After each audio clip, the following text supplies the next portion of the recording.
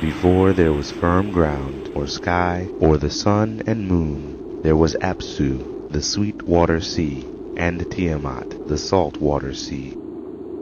When these two seas mingled, they created the gods Lamu and Lahamu, who rose from the silt at the edge of the water.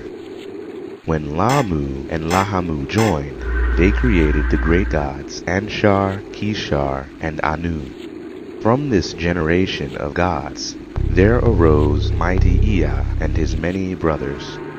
Ea and his brothers were restless. They surged over the waters day and night. Neither Apsu nor Tiamat could get any rest. They tried to plead with the gods to tread softly, but powerful Ea didn't hear them. Apsu decided the only way to have some peace was to destroy Ea and his brothers. He began to plot their demise with some of the first-generation gods. But Ea heard of their plans and struck him down first. This began a war among the gods.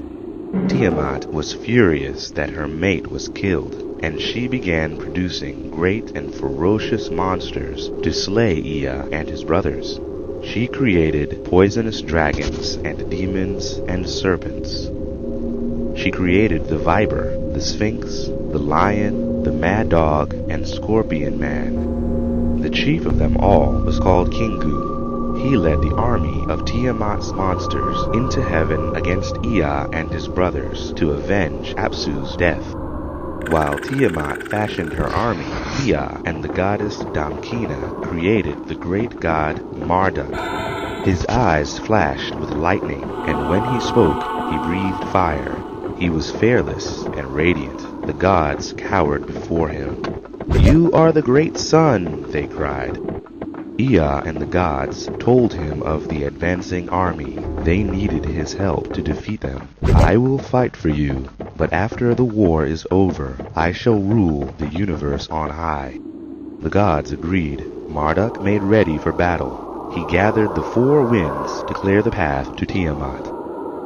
Marduk burst out of the sky in his flaming chariot, pulled by his team Killer, Crusher, Unyielder, and Fleet.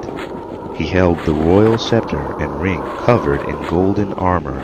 He rode into battle bearing his bow and arrows and a mighty thunderbolt.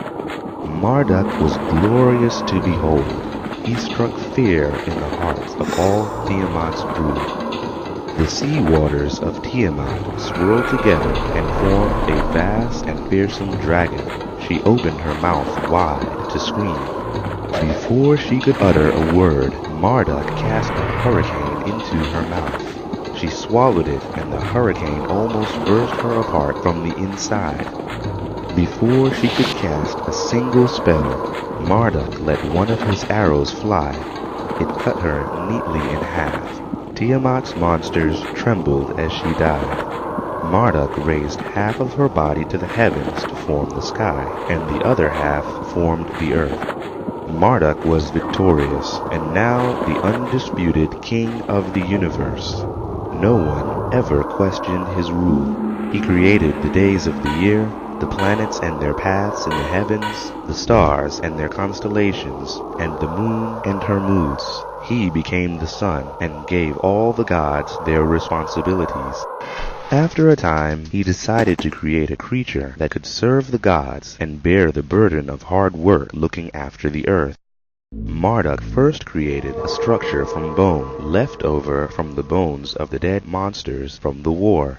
Then he formed the flesh around it and breathed life into it. Man was given his name. He took up residence on the earth, while the gods ascended to heaven. Thus the gods were freed from eternal labor.